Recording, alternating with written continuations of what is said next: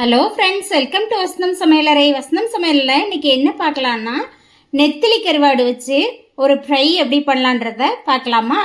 அதுக்கு நான் இன்றைக்கி 1/4 கிலோ நெத்திலி கருவாடு எடுத்திருக்கேன். இதை இது போல் தலையை மட்டும் இப்படி எடுத்துக்கலாம்.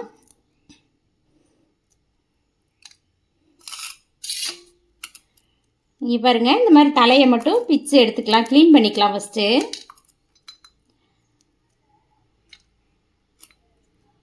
பாருங்க, இந்த மாதிரி தலையை இப்படி பிச்சு எடுத்துக்கோங்க. இது போல் எல்லாத்தையும் எடுத்துக்கலாம். இப்போ இது போல் தலையெல்லாம் எடுத்தாச்சு. இது தண்ணி முழுகிற அளவுக்கு இது போல் ஒரு 10 நிமிஷம் அப்படி ஊற வச்சு எடுத்துக்கோங்க. ஊற வச்சுட்டு இப்போ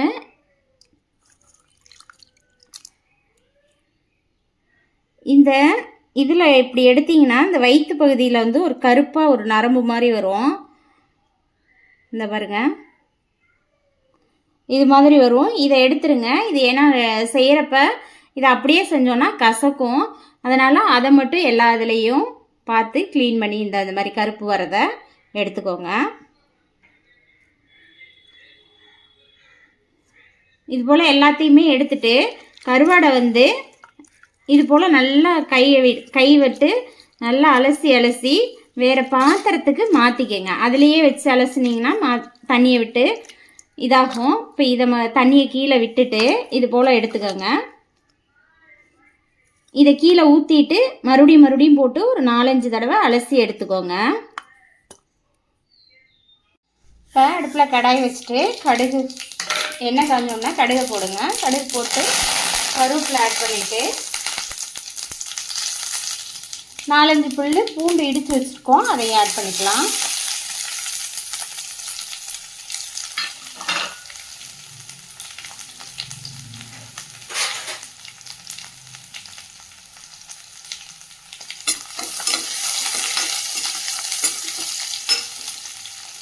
ஒரு பெரிய வெங்காயம் பொடியாக கட் பண்ணி வச்சுருக்கோம், அதையும் ஆட் பண்ணிக்கலாம்.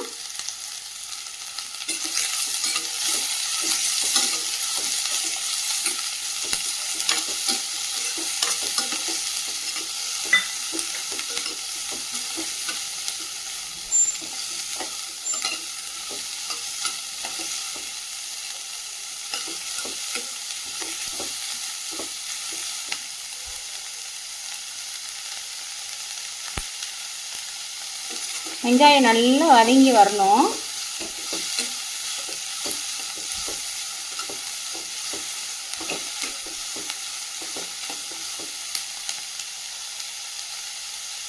ஒரு பொடியாக கட் பண்ண தக்காளியை ஒன்று ஆட் பண்ணிக்கலாம்.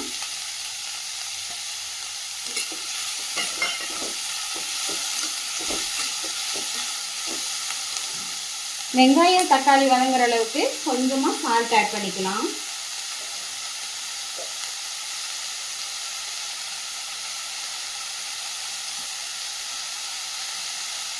சால்ட்டு கம்மியாக ஆட் பண்ணிக்கோங்க, ஏன்னா கருவாட்டிலையும் இருக்கும்.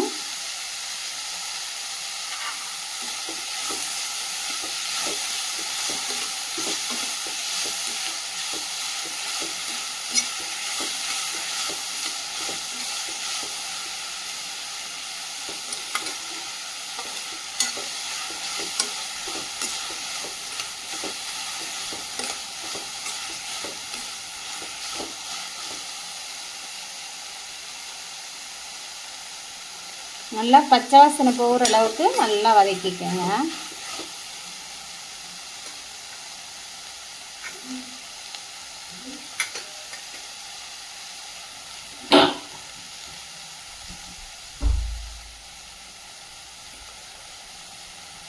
இல்லை சிறிதளவு மஞ்சத்தூள்,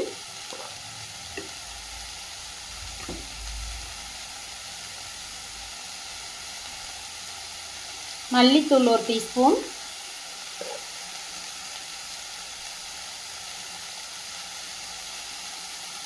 தனி மிளகாத்தூள் 2 டீஸ்பூன் ஆட் பண்ணிக்கோங்க.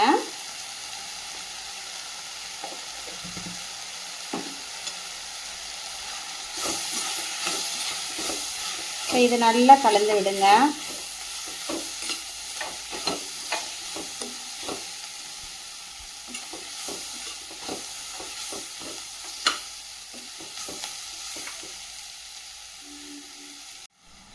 இப்போ வெங்காயம் தக்காளி எல்லாமே நல்லா வதங்கிருச்சு.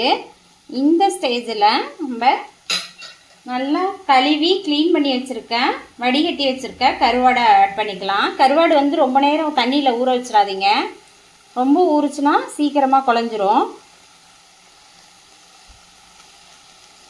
தண்ணியில் போட்டுட்டு உடனே நல்லா க்ளீன் பண்ணி எடுத்துக்கோங்க. இப்போ இதையே இதோடு சேர்த்து கலந்து விடலாம்.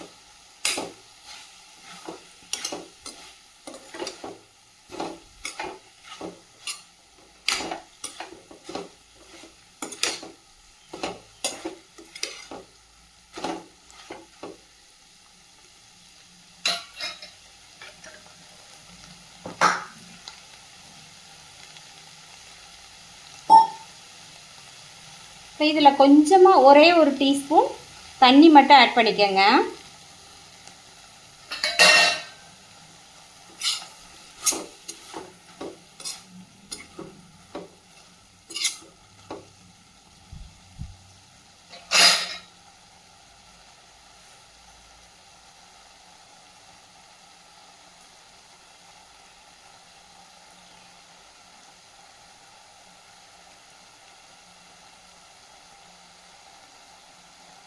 இப்போ தண்ணியெல்லாம் சுண்டி நல்லா வந்துருச்சு.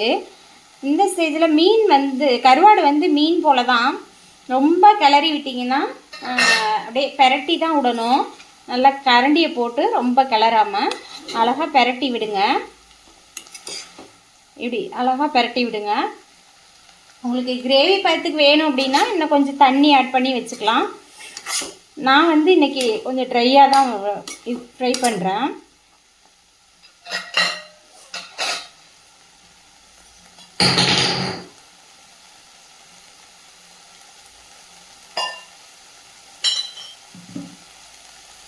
இதில் லைட்டாக மேலால் எண்ணெயை ஆட் பண்ணிக்கலாம்.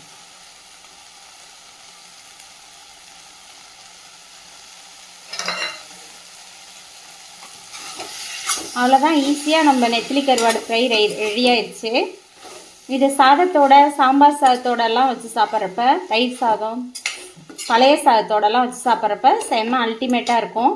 ட்ரை பண்ணி பாருங்கள். ட்ரை பண்ணி பார்த்துட்டு வசனம் சமையலறையை சப்ஸ்கிரைப் பண்ணுங்கள், லைக் பண்ணுங்கள், ஷேர் பண்ணுங்கள். தேங்க்யூ.